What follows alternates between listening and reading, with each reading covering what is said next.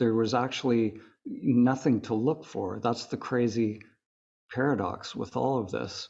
The mind that was looking, trying to accomplish something, trying to do something in its meditation, was the very thing that had to give up.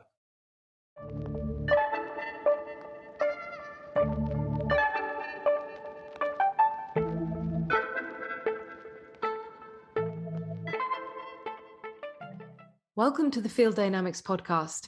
We're here to facilitate inspiring dialogues about the nature of consciousness across disciplines, communities, and practitioners, all with a holistic perspective. From energy healing to somatic therapies, from neuroscience to meditation, we believe the most interesting things happen at the boundaries of disciplines. I'm Christabel. And I'm Keith. Thanks for joining us today and enjoy the episode.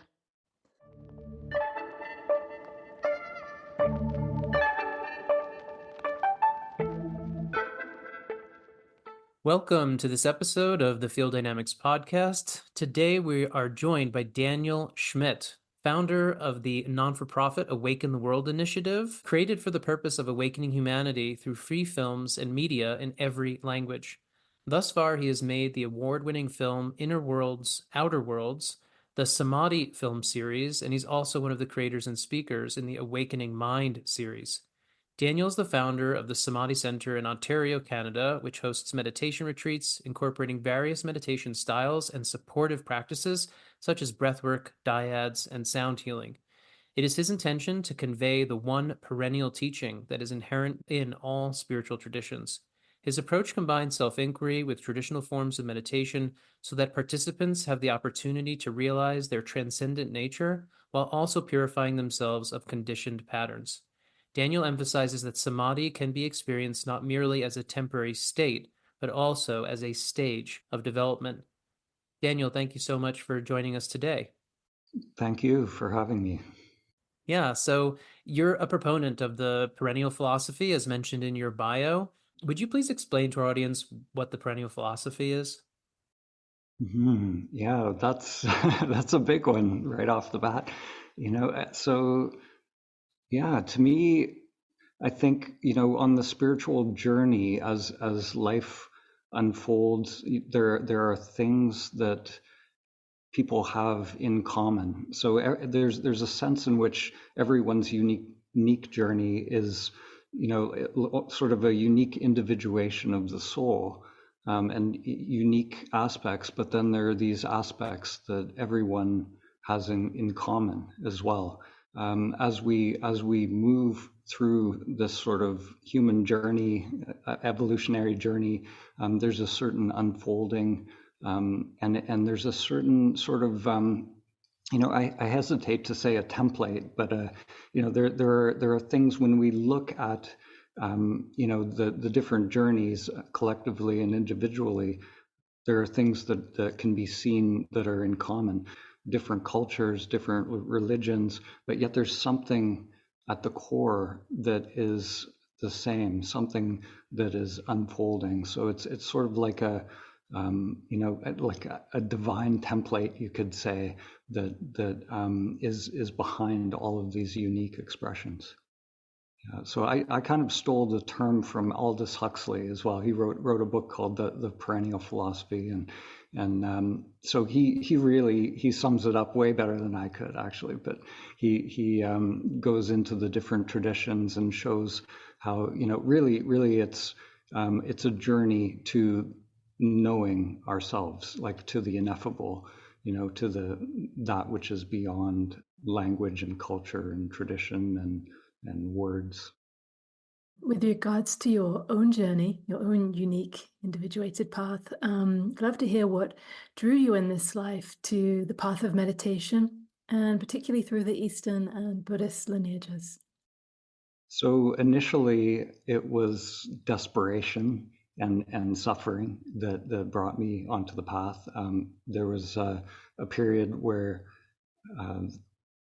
my identification with the character was so strong that the thought patterns were pathological, and it created this mind-body state that was just not healthy, and so there was sickness manifesting various things, rheumatoid arthritis, type 1 diabetes, complete kind of discombobulation of the whole self structure. So really embedded in the matrix, and going after money, going after the usual things that people go after. It really it took like an interrupt in that pattern to kind of break me out of it. So for me, that was sickness. For other people, they can, if they're drawn to a sadhana or a practice, that can also be an interrupt. But for me at that time, awakening wasn't on my radar. I wasn't into any of this stuff. So it literally was like a lightning bolt, that just was like, nope, you're not going to do that. You're not going to be, playing out that pattern anymore. And so it was like I had this sickness and mind-body pattern that I had to deal with, and I had to figure it out, figure out what was going on. And so I really just wanted to find the off button for the pathological thinking. I knew meditation was supposed to be something that calmed the mind. So I happened to have a friend at that time who went to a Vipassana 10-day retreat, and he came back and he was in this very Zen-like state. It was beautiful energy, and I thought, okay, whatever he just did, that's what I need. I need to try that out. And so I just literally went to a Vipassana 10-day course without any idea of what I was doing or what I was getting into, and that was the beginning of my path and facing the pattern head on, basically. Just to extrapolate on that slightly, I'd love to hear if you had any connection to faith, might be the word to use here, beforehand, when you were in that sort of dark night of the soul, or whether that was absent entirely from your sort of existence. So when I was a kid, I grew up in a very Catholic family, Irish Catholic, with nuns and priests and Mother Superior and all that, and I kind of rebelled against religion, and so I didn't have any sort of religious faith. So to me, the word faith is interesting. So I didn't believe in anything. I got into philosophy, to sort of have a weapon against religion, and to be able to kind of deconstruct all of these things that I felt had sort of messed up my character in early life. So I didn't have that type of faith, but to me, like a faith, like a true faith, is sort of it's like a trust or a deep knowing that there's something that we're moving towards, like something that's beyond this world and this this pattern that we find ourselves identified with. And I knew that whatever was in play in my life, I knew that I'd built this pattern, this self structure, and I intuitively felt that there was a way to move beyond that, or move to undo it as well. So so this trust in, I showed up at the Vipassana Center, listening to S.N. Goenka giving these teachings, and I just, for some reason, trusted that what he was saying was true. I had a deep knowing, and then when he actually conveyed the Vipassana technique, there was just this immediate recognition or a knowing that this is it. This is what, at this point on the path, there was a recognition. So yeah, so to me, there is something there. There's something, deeper than the mind that is sort of moving. When the mind can get out of the way, there's something that is moving in a direction of union, you could say. Yeah, I'm definitely going to make a note to circle back to where that personal evolution went, because you're very associated with this word samadhi, as we're going to see in like the work that you put out. So I'm curious to circle back to how that initial Vipassana experience then translated into your interest and experience of that very revered set of states or state. But before then, wondering, you're really engaging with the world through the medium of film and media in general. How come you've chosen this particular way of getting your message or your voice out there? Yeah, I'm not ultimately sure, but it seems like the early part of my life, I was involved with film and television. So a lot of my skills were in that area. And as I got deeper into meditation, the this sort of impulse to put everything together to try to kind of grok it and convey it to others was there. And the best way that I knew how was through film. Originally, it actually started out as a PowerPoint. I just thought for my retreats, I just wanted to put all this information together and be able to convey it in some way. But then I realized I actually have skills to, edit video and create music. And I felt that there were other aspects that were more powerful as well, like music or just the feelings that can be conveyed sometimes are as important as what's being said. So it was partly just, an exploration, and it seems like when I look back at life, it's like there seems almost like a poetry of how things have come together to be able to express in that way. And even though it seemed like a kind of random journey at the time, but now looking back, it seems like it actually happened for that purpose. I wonder if you could make a distinction for us between the path of meditation and self-inquiry, or we feel like you make a distinction between them. And you refer to this as the long path versus the short path. And I'd love for you to talk a little bit more about that. Sure.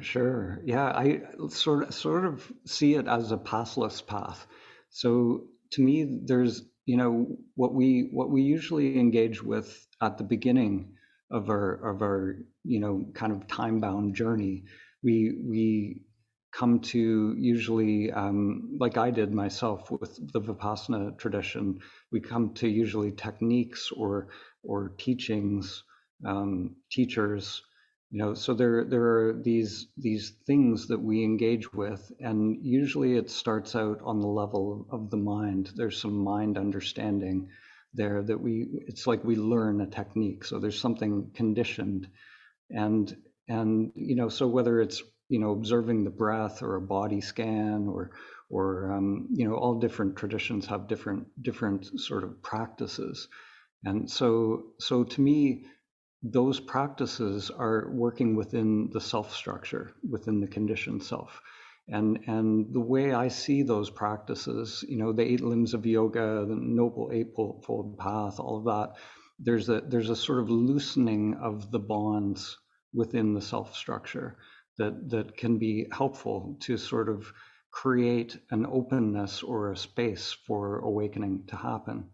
And so in that space of openness, when we sort of create the right conditions, then we're ripe for self-inquiry. And so we can directly inquire into our true nature, a direct inquiry, so not via the mind, not via any of those conditioned patterns. So to me, there's a convergence where meditation leads to ultimately to samadhi, to a cessation of the meditator, essentially. This doer or this conditioning that is doing something that we can say is meditation, some activity, falls away. And then when that as Dogen said in the Zen tradition, meditation is the dropping off of mind and body. So when that mind and body drop off, then what remains? In that stillness, in that that just presence. who or what is that remains in that space. So I see meditation ultimately, like true meditation, is self-inquiry. It's when there's no meditator, there's just a beingness, just a presence, and so it doesn't have to be a formal practice. It can just be that presence can be present, anytime. So the self-inquiry is doing the exact same thing that meditation does. When we engage in self-inquiry, when we have this intention to know ourselves, then at the beginning it's always the false self that is apparent. So there's this purification. It's exactly the same process, just coming at it from the other end, rather than engaging with the self structure using techniques. We're going directly to the true self, and then it's like the self structure, these deep layers of the unconscious start to come to the surface, and this purification process starts to unfold. So collectively, I call that the pathless path, because there's, in one sense, there is a sort of a development happening within the self structure, a sort of preparation or loosening the bonds, so that awareness can recognize itself. But when we do recognize ourselves, you recognize that awareness was always here. So there was actually nothing to look for. That's the crazy paradox with all of this. The mind that was looking, trying to accomplish something, trying to do something in its meditation, was the very thing that had to give up. It had to actually fail, essentially, or drop away in order for the true self to be revealed. So this is the paradox, So upon awakening, it was like, what was all that about? What was all that practice and yoga and sadhana and all of that? Like, who was doing that? That was actually the conditioned character all along doing it.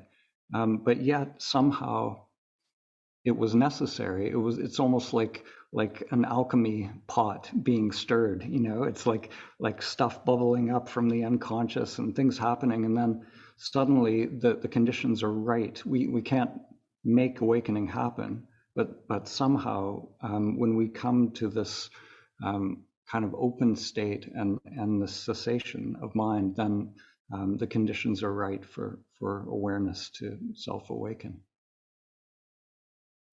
Yeah, and you keep circling back to the word purification, which is very common in the Eastern traditions. The path of purification, one might say, is that more samatha path of tranquility and concentration. Would you equate purification with healing? Just an interesting general question. It seems like they're talking about either the exact same thing or something similar. What are your thoughts on that? Those related words? Yeah, so to me, in Buddhism, they, in the yogic traditions, they have this word samskaras or sankharas in the Pali, and these are the conditioned patterns that are in play in the unconscious, and we become identified with these patterns, and they're patterns of essentially craving and aversion or preferences within the self structure. So wanting certain things or pushing away other things. So to me, the purification is the making conscious of not just the samskaras. In Buddhism, there's the 5 skandhas. These are all the operations of the self structure. So there's this sense of being embodied in a body, and then there's sensations that arise on the body. There's perceptions, and then these perceptions of things are tied to memory and all of that. And then out of that, we generate these preferences, which are the habit patterns within the self structure. So all of that collectively we bring into consciousness, because if it's running in the unconscious, it's like a veil or a filter, essentially. Aldous Huxley used the reducing valve. I love that. It's like a reducing valve for energy, consciousness, and all of that. So I think so the healing aspect of it, I think, comes like if you think about energy running in these patterns endlessly, some of these patterns can be beneficial for the self structure, for the organism sustaining. Some of them can be pathological and be detrimental to the human experience. So when we start to unravel or unlock the energy from those patterns, then the healing can happen from those pathological patterns. That energy becomes free, and the energy has its own intelligence. It has its own agenda to not only heal the self structure, but to evolve the self structure as well. So once it's actually functioning properly, the nadis are flowing, and the chakras start to come online, then these higher aspects of human development start to unfold. So to me, this is the inner lotus, is that when the self structure is sort of functioning the way it's supposed to function, then there's this evolutionary force that comes to life, and these organs of higher perception, and the third eye, the chakras, all of that starts to come online, and different dimensions of the human experience become available. It's really great to hear you talk from your perspective and your background about some of these similar threads that we talk about and work with at Field Dynamics. So for us, we're working with bringing attention, perception, and awareness to the energy field, to the aura, in order to, exactly as you just described, become familiar with the perception, the sensation occurring there, and what energetic thread might be running through, in order to identify with that content, or disidentify actually, but to clarify and understand it, so that energy can be freed up, as you said, to help evolve this self structure, right? To activate an awakening process, if you will, higher orders of energetic movement through the physical form and the subtle system.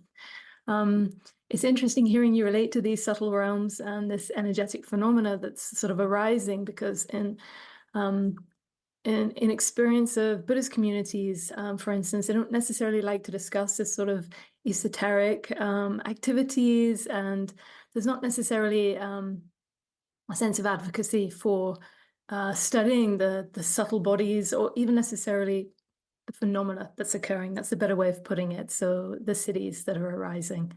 And I wondered if you tended to explore these realms yourself, or if you advise people in your own to sort of move through them and not to pay so much attention.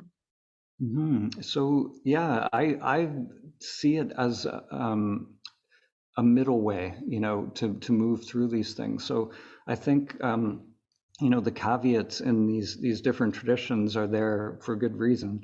I think especially as we start to have awakenings, and we start to see the workings of the self structure. We'll have these awakenings. In Buddhism, they talk about the jhanas, or the stages of meditative absorption. These can be incredibly blissful and almost rapturous experiences, or very peaceful, beautiful experiences. And there can be this tendency for the ego structure to chase those experiences, and chase those sensory, that sensory phenomena. So, and the further we go on the path, the more beautiful these experiences are, the more difficult it is to just let them arise and pass away without trying to get them back. And this actually brings me back to my first Vipassana retreat that I mentioned.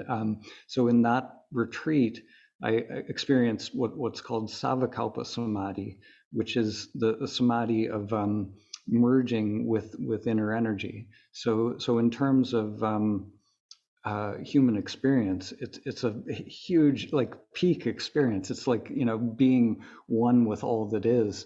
But of course, at that time, I was a total newbie, a total beginner. I had no idea what non-attachment was.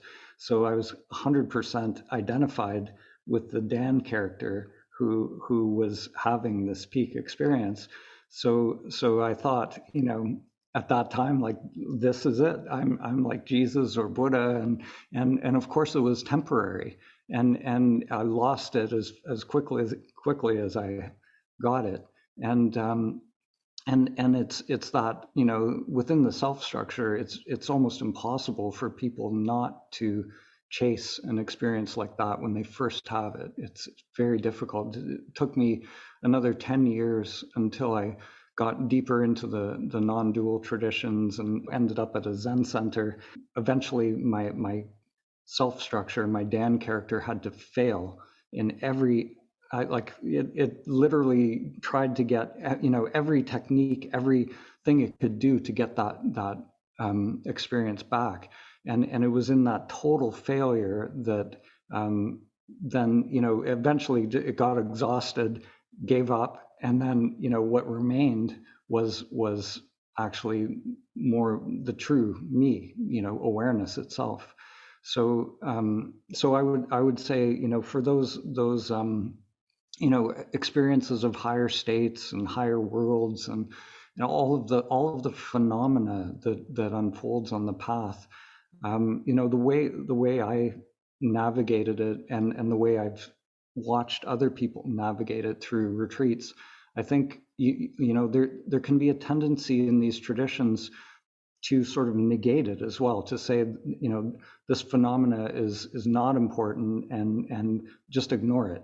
And I think that's a mistake as well, because there's an energetic unfolding that is happening. It's a natural byproduct of inquiry and meditation for these things to unfold. These are just other dimensions of ourselves. So we don't want to get attached to it, and we don't want to negate it or push away. We just want to have a complete experience of it, but without grasping, and without developing this seeker that is trying to hold something, because sometimes these things will stick around for a while, sometimes they won't.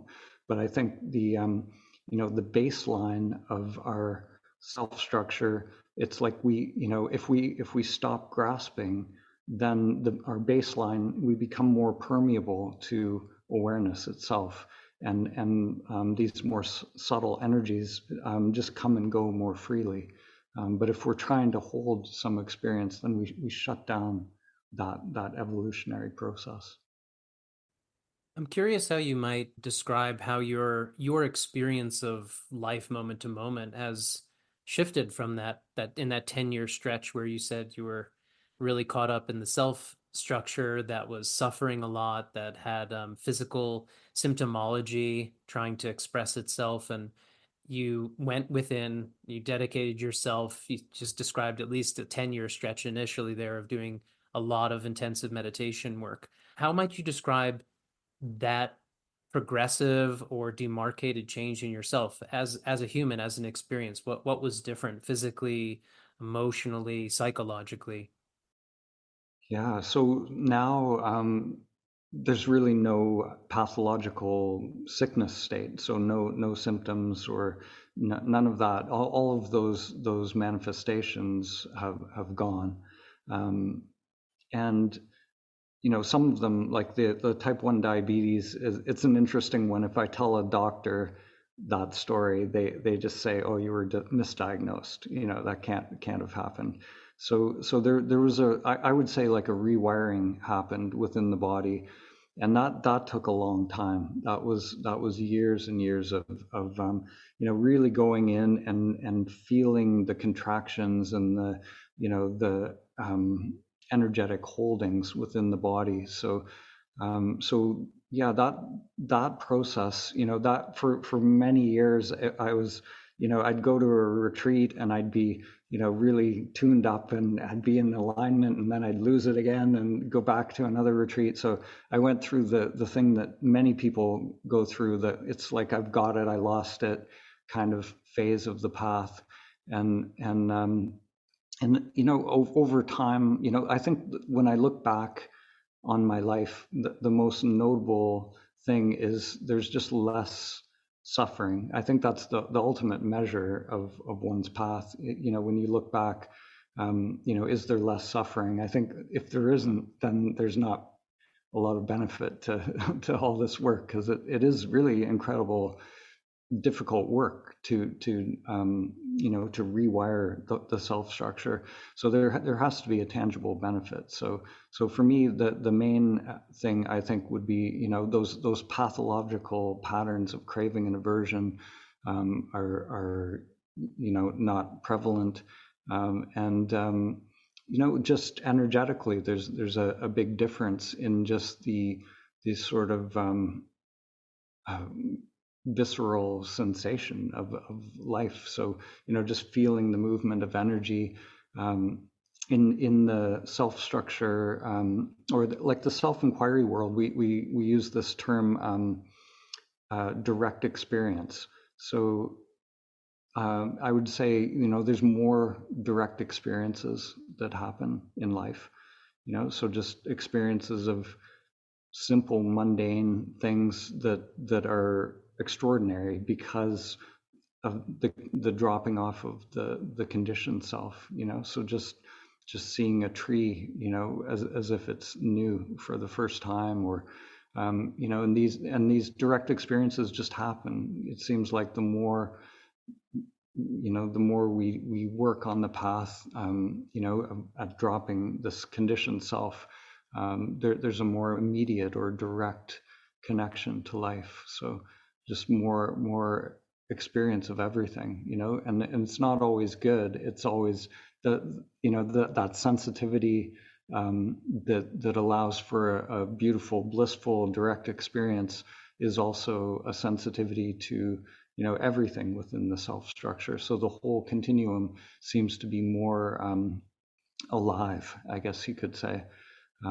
So the practice or the path is to recognize that part of the conditioned mind that is judging one experience as good and another bad. So when we can just let it all be as it is, then it's just an aliveness that is kind of playing there. So that kind of direct experience was absolutely polar opposite to where I started out in the Matrix, which was just totally in the mind and trying to figure stuff out and just lost in thinking. So yeah, so thoughts have also settled down a lot as well. So there's just much less thinking happening, just pathological thinking. I'm sure there's many people listening, Dan, who would like to hear more about how your journey unfolded in terms of a lot of identification for people, I'm sure, with this idea of the deep suffering, right? The original Dan who was there with these pathological mental patterns, conditioning, struggle, and the attendance at the first Vipassana retreat. But how did things unfold from there a little? What signposts, what guidance did you look for? Was it that you stuck with the Goenka retreats for some time? How did that continue to unravel? So as I mentioned, that at that retreat, having that samadhi experience, it's like the seeker was born in that moment. So this, I went from not even knowing that samadhi was a thing, or not even having anything on my radar, to just trying to learn everything about what it was that I had experienced. So I started really getting into Buddhism first of all, and got into eventually some of the more esoteric aspects of Buddhism, like Dzogchen, Mahamudra. It seemed to be sort of a progression into these sort of non-dual aspects of these traditions. But I also got into Taoism, learning about the Christian mystics and some of the saints like John of the Cross, Saint Teresa of Avila. So I was literally like everything that could possibly, offer me a thread of insight. I was pulling all those threads and trying to find something that would lead me back to that experience. So that went on for a long period of time, and I was really drawn to creating a meditation center at the time as well. So I was doing a lot of meditation, but at that time it was really using techniques, using the mind to sort of quiet itself, basically, and not really inquiring to who is beyond the mind or what is beyond the mind. I went through numerous dark nights of the soul because my Dan structure very quickly became like this spiritualized ego structure, and so I became this annoying kind of meditator guy that was always talking using Sanskrit words, and I guess I still do that a little bit, but there was various incarnations of the Dan character that they just kind of came, and aspects were unconscious and had to eventually be seen and then dropped, and usually there was some sort of humbling experience that would bring that character face to face with its delusions or its limitations. So the big one was getting to the Zen center and just being put in, I often use this phrase, conditions of no escape for the ego. So they really created these conditions of no escape where you're almost guaranteed to fail. Whatever you think you're doing in meditation, it's not going to work. You're sitting on this cushion for so long that something has to give, something energetically has to break through, and that self structure has to give up and fail. So luckily I ended up failing big time at the Zen center, and so the Sabakalpa Samadhi is the temporary samadhi, samadhi with a seed, or Patanjali calls it samprajnata samadhi. So these different traditions have these different words for it, and it's always temporary. Whereas the big awakening to your true nature is not, it's not a state. It's a recognition of what is ever present, that primordial awareness that is ever present. So at the Zen center, that's what unfolded, was a recognizing of this character that I'd been identified with all this time was actually not truly who I was, and so that recognition, it's that primordial awareness that remains even in deep sleep. So even when the mind and body drop off, there's some continuity there, which you can't say what that is. It's not a thing. There's no observer and observed or any of that. So it's a truly mysterious, I can't even say a thing because it's not a thing, but whatever that is, it's that recognition of what we are, that which remains, beyond the mind and body. For me, that was the turning point on my path where I realized, what all these traditions are actually pointing to, and it's so beyond words and beyond. It's all these fingers are pointing at it, but we get fixated on the fingers, and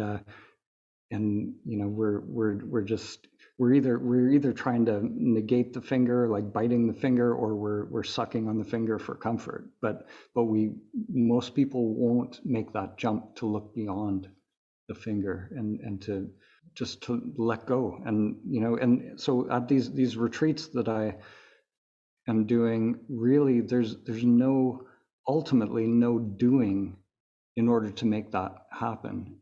It's actually just a recognition of what is ever present, and a recognizing of what this conditioned self is already doing. So there's already this motion and this pathological activity. And so when that finally settles down, then we can just recognize or remember what is beyond. Speaking of what you're doing at your center, I was really fascinated by the inclusion of the dyad work at your center, which is inspired by Charles Berner. And I think he used to call these enlightenment intensives. And I came across Charles Berner's work many years ago because I, a bit like you, like an avid, voracious, spiritualized Keith, looking for every little thread imaginable. And Charles Berner was a really interesting teacher. I read through a lot of his work and saw his enlightenment intensives. Never got a chance to do one, but thought, wow, what a fascinating process. Would you explain a little bit about what that is, what purpose it serves?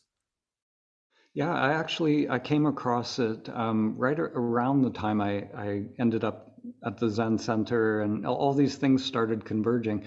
And yeah, so what this is Charles Berner was also into Zen as well. So he really was interested in creating conditions that would lead to Kensho or samadhi or awakening, and so he really started exploring, like what is it that actually makes this flip happen. Some people can go to a Zen center, and unless the conditions are really right, they can somehow manage to navigate that for years without that flip happening. So for some people it'll happen, but it's usually a very small percentage. And so he started to investigate and doing these experiments, and what he realized is that there's a need for this continuous practice to happen for a certain period of time, where the energy is not flowing into the old conditioned pattern. So in these dyads, it's an incredible way. It's almost like a sneaky way to force people to meditate in a very intense way. So you're looking at a partner in their eyes, and you're inquiring. So your partner will say to you, "Tell me who you are," and then you have this intention to directly experience your nature, and then the technique is to just report whatever comes up to your partner as a result of that inquiry.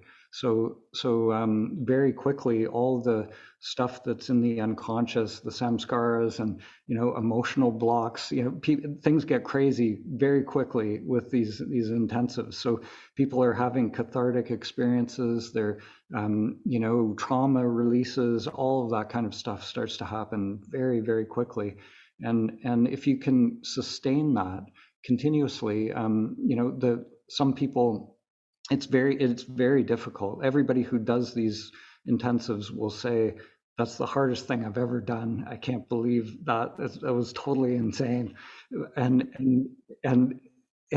it's the way to face all the stuff that is in the unconscious. So it's an opportunity to feel all the things that got stuffed down, that we didn't want to feel in the first place, or whatever life experiences were there that had a really strong charge, we weren't able to process it in the moment. So it created this unconscious wiring. So by communicating it to another person who is they're just witnessing, so they're not responding, they're completely neutral, and it's sort of a safe mirror for allowing this phenomena to unfold. And by doing that, this purification happens very quickly. And there's Charles Berner calls it a clearing. There's a clearing of the mind, and then we create these conditions which make awakening or Kensho more likely to happen.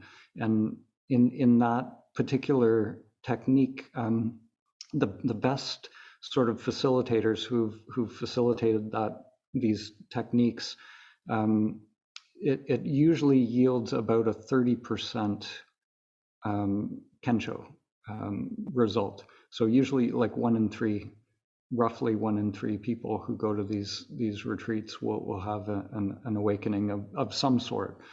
So there can be a glimpse, or there can be a profound opening to our true nature, which can last for a long period of time. So, but usually, a third of people will get there in some way.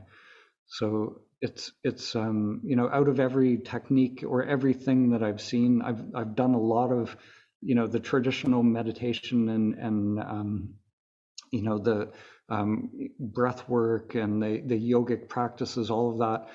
A lot of those things will lead to a Savikalpa Samadhi experience, like a merging experience or a peak experience. But there's very few things that will actually bring a Kensho where we recognize our true nature. So this, to me, it's the most important tool in my arsenal at these retreats, because it's truly creating these conditions for no escape, so to make that flip happen. So this principle of these conditions for no escape, Dan, it's really evocative to hear you talk about it. And I like the poetry of the dyad, the idea that when we think about the structure of two in society, male and female polarity, right, and finding unification, that it takes the two to be effective at identifying and recognizing the one. Yeah, there's a real power in having another person present, and it's so much more powerful. Just sitting on a cushion on your own, it takes so long for this recognition to happen. But the interesting thing, having this other being, you're looking into their eyes continuously for hours and hours and hours, and the interesting thing is, whether we're doing the inquiry ourselves or we're holding space for someone who's doing the inquiry, eventually it becomes apparent that it's actually the same thing. Like whether, if I want to know who you are, or you want to know who I am, it's the same as me wanting to know myself. It's actually the one awareness that is disguised in these different characters. So it doesn't matter which side of that you're on. It's actually the same investigation, and that, I think, is why it unfolds so much more quickly when you have a partner, because there's this sort of reflexivity or mirror-like unfolding that happens, because you are looking into your own eyes in one sense. You're sort of waking yourself up through this other being, and it's interesting at the retreats, like you switch partners. Every 40 minutes you have a different dyad partner, and after a certain point, it's like they're just interchangeable. It doesn't matter what avatar is in front of you; it's the same being, looking through the eyes. It's great to hear about these parallels with healing and purification, and people's intention may be to heal themselves of something versus their awakening journey. We like to think of them as one and the same at Field Dynamics. So this idea of working with repressed emotions, traumas, the incomplete experiences of life, right, that are hidden, as you say, in the unconscious or the shadow, to bring those to the surface, to conscious awareness, to purify, to heal, all pointing along the same path, of course. I'd like to ask a broad question based on that. We have a principle here that's obviously very universal in nature, that individual healing is collective healing in its nature. And I wonder if you could answer from your perspective what the awakening of humanity might look like. Yeah, that's a beautiful question.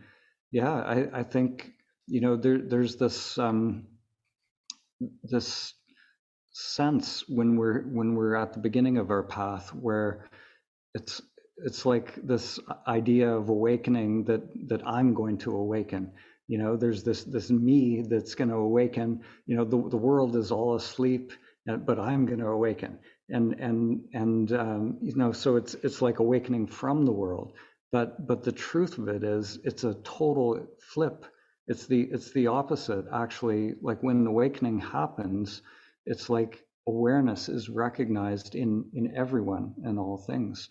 And so it's the world that awakens. So literally, like absolutely literally, to awaken yourself is to awaken the world.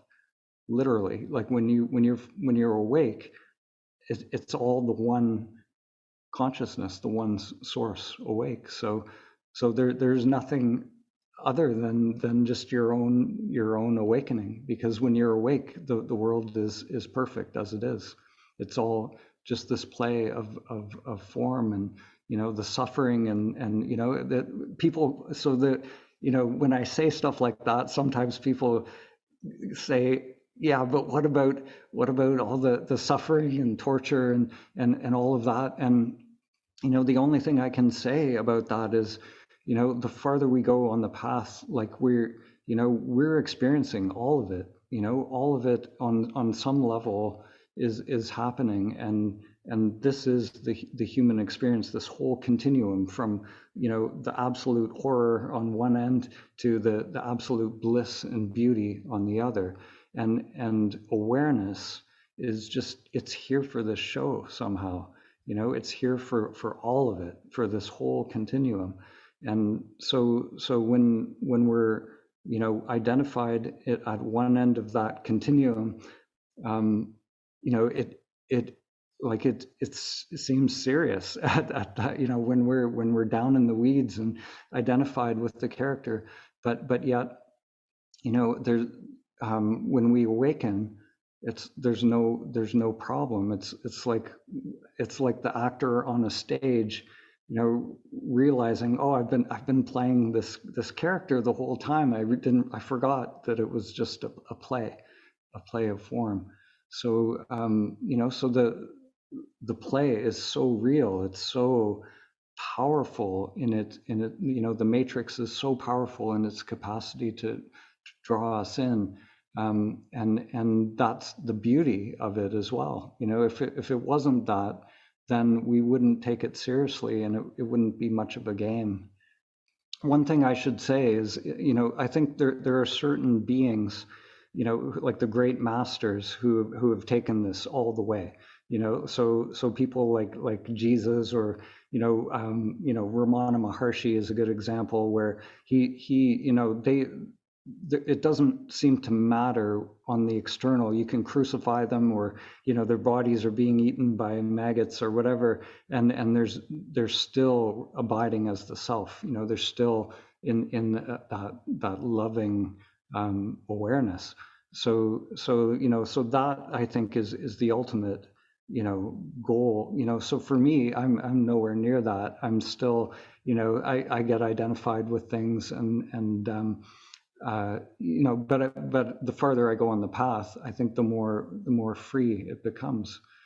So the other aspect is, it feels like the matrix that we're in right now, it's like a river, and there are eddies and currents, and sometimes that river is really going fast, and lately it seems like the river is really ramping up as well. So there are times where there's incredible surprises that come out of the self structure. So I never assume that I'm beyond anything. I feel like to me, the one thing I always come back to is a beginner's mind, like a not knowing mind. Really truly knowing that I don't know what I don't know. Because I've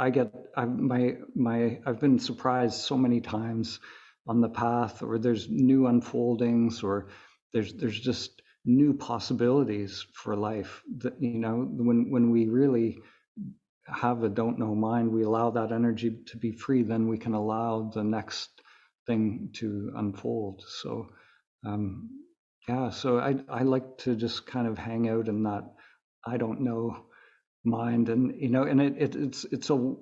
there's a sense of wonder then, instead of like thinking like I know the lay of the land, and I've figured all this stuff out, and I'm free of suffering and all that stuff.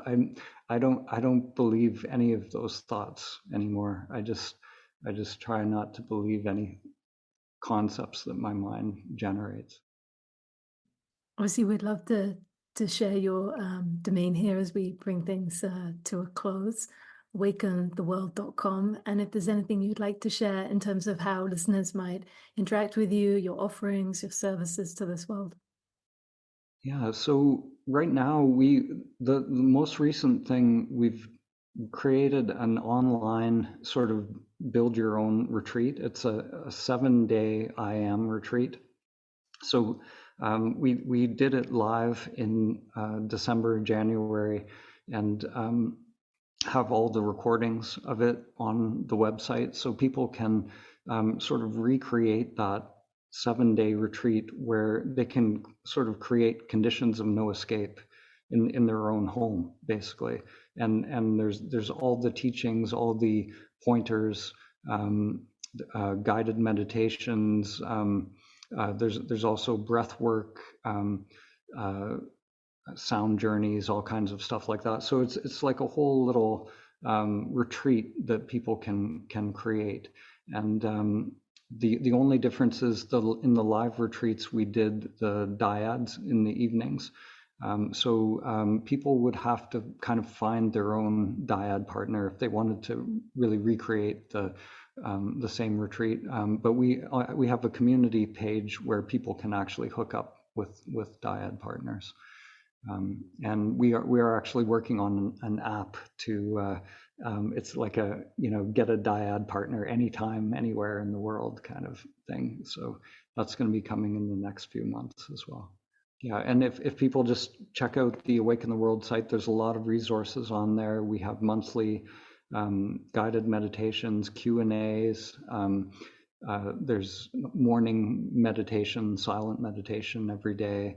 And just tons of resources on there. So we encourage people to check out your work and your films as well, which are free, available on YouTube, millions of views, and I'm sure that's really influenced and enriched a lot of people's understanding of these kinds of concepts and the work that you're doing. So thank you so much for that work and that contribution, and also for your time today and your wisdom. And it's been a real pleasure getting to hear about what you're up to in the world.